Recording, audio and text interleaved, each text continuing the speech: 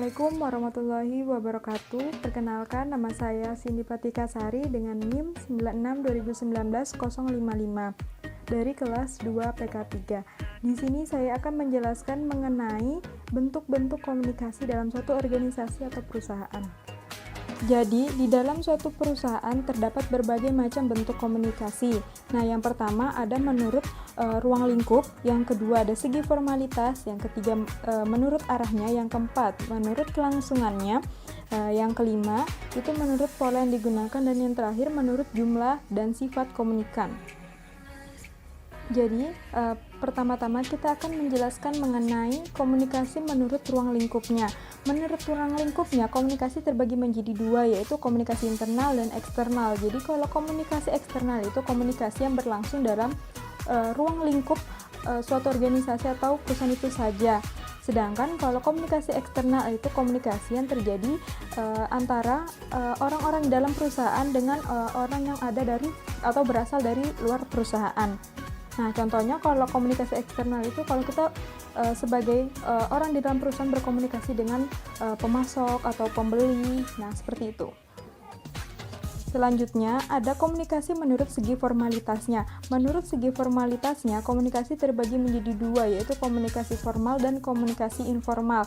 Nah, komunikasi informal itu adalah komunikasi yang terjadi di antara para anggota organisasi atau suatu perusahaan tanpa menggunakan komunikasi formal yang berlaku di organisasi tersebut. Nah, biasanya komunikasi informal ini digunakan untuk membicarakan suatu hal-hal yang di luar dari urusan suatu perusahaan. Nah, kedua yaitu ada komunikasi formal. Komunikasi formal yaitu komunikasi resmi yang mengikuti rantai perintah dalam struktur organisasi suatu perusahaan. Jadi komunikasi resmi ini komunikasi yang biasa kita gunakan kepada atasan. Nah, itu komunikasi resmi. Komunikasi yang ketiga adalah komunikasi menurut arahnya. Menurut arahnya, komunikasi terbagi menjadi tiga, yaitu komunikasi ke bawah, sejajar, dan ke atas. Nah, komunikasi ke bawah atau downward communication adalah komunikasi yang terjadi antara seseorang dengan bawahannya dalam suatu organisasi. Biasanya komunikasi ini tuh digunakan untuk menyampaikan suatu pekerjaan. Kemudian ada komunikasi sejajar atau horizontal communication. Nah, komunikasi ini komunikasi yang berlangsung antara para karyawan atau bagian dalam suatu perusahaan yang memiliki kedudukan setara atau sama. Nah, contohnya itu seperti komunikasi yang terjadi antara beberapa karyawan dalam suatu divisi keuangan.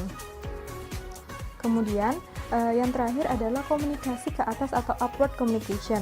Komunikasi ini adalah komunikasi dari bawahan kepada atasan, biasanya dalam bentuk laporan baik tertulis maupun lisan.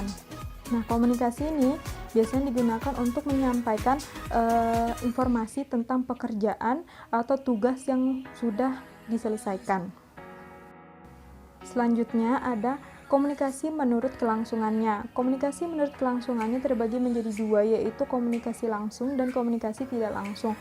Kalau komunikasi langsung yaitu komunikasi yang dilaksanakan secara langsung tanpa menggunakan perantara pihak ketiga atau media komunikasi. Kemudian ada komunikasi tidak langsung. Kalau komunikasi tidak langsung yaitu komunikasi yang dilakukan dengan perantara pihak ketiga atau dengan menggunakan media komunikasi seperti kita menggunakan telepon saat berkomunikasi.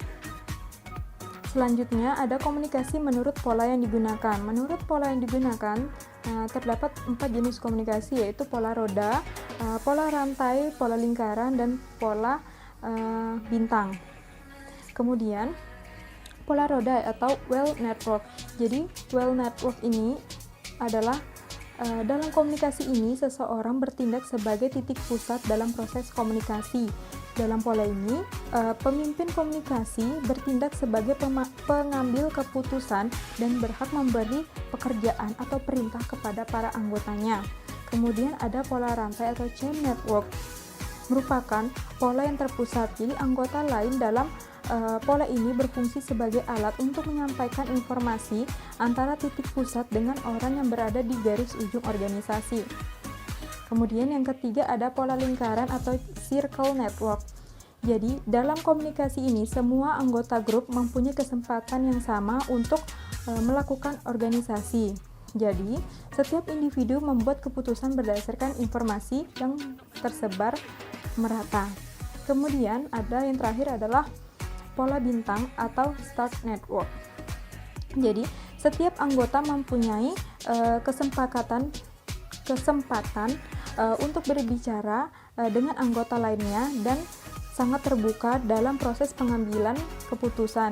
Dengan pola ini, bawahan bisa terlibat dalam pengambilan keputusan dalam suatu organisasi atau perusahaan.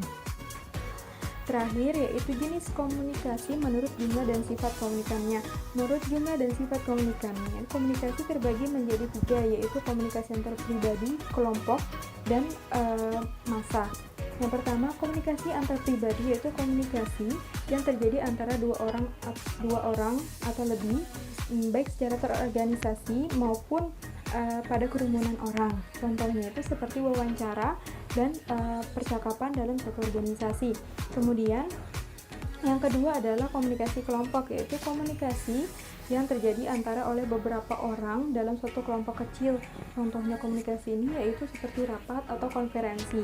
Kemudian yang terakhir adalah komunikasi massa. Komunikasi massa adalah komunikasi menggunakan media massa, baik cetak maupun elektronik, yang dikelola oleh suatu lembaga yang ditujukan oleh sejumlah orang di berbagai tempat. Itulah berbagai jenis-jenis bentuk komunikasi. Sekian dari saya, mohon maaf apabila ada kesalahan. Wassalamualaikum warahmatullahi wabarakatuh.